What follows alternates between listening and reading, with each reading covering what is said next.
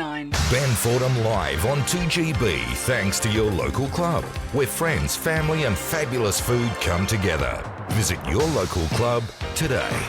Thank you for being with us. My number 131873. You can text me 0460 873 873 or the email ben@2gb.com.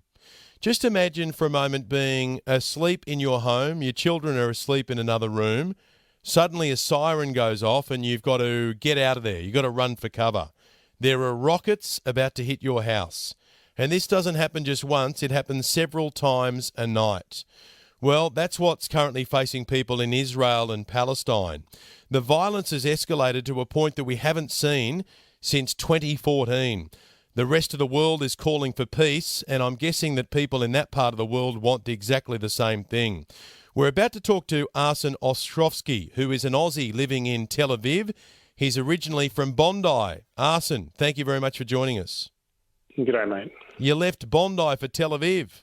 Yeah, I did. I think my biggest concerns back in Bondi were, which pub we go to after work. It certainly wasn't running for cover from rockets, that's for sure. So you're there with your children, your family. What's it like when those sirens go off? It's a terrifying feeling. In the last 5 or 6 days, something like 3,500 to 4,000 rockets fired. That's about a rocket every 2 minutes. There's been 10 people killed, hundreds injured, thousands of families, even as we speak right now, are in bomb shelters. But to put this in context, there's something like 6 million people in Israel. That's about 2/3 of the population that have been in the firing range of these Hamas rockets. 6 million is more than the entire population of Sydney. I have 2 small kids. I have a 4-year-old, I have a newborn. As you said in the introduction, I, like so many other families in Israel, had to wake up my kids in the middle of the night with barely seconds warning to race them to shelter, even while my wife is still feeding the youngest one. You don't have a lot of time. You need to race. But look, at the end of the day, the Israelis are much like the Aussies. We're a tough bunch. But it's heartbreaking when your 4-year-old asks you if your daycare is still closed because of the sirens. Kids need to be outside playing in schools, not in bomb shelters. And the crazy thing is you've got Palestinian families on the other side experiencing exactly the same fear. Yeah, look, I think both Israelis and Palestinians in Gaza deserve peace. I think that's the most basic human demand. But at the end of the day, we have to also be mindful of what we're up against. We're not fighting the people of Gaza. We want peace for them as we do for us. But we're fighting Hamas, a brutal terrorist organization sworn to our destruction. Even Australia recognizes them as a terrorist group, as does most of the Western world. But you have a situation where instead of stockpiling, COVID vaccines, these terrorist thugs are stockpiling rockets and missiles. What they're doing is no less than a double war crime. They're hiding behind civilians in Gaza whilst shooting at civilians here in Israel. So Israel, like any country, certainly like Australia, has to do whatever necessary to defend itself. We're talking to Arsen Ostrovsky, who's an Aussie living in the Israeli city of Tel Aviv. I know that the US President Joe Biden had a phone hookup in the last 24 hours with Benjamin Netanyahu, the Israeli Prime Minister, calling for a ceasefire. It doesn't feel like that's going to be happening anytime soon. Look, no one knows. I'm hopeful there is a ceasefire, but I want it, and as do so many others, we want it to be something that is durable. We don't want to be back here again in another few months or another year. How do you explain to your 4-year-old what's going on there at the moment? Mate, that's a tough one.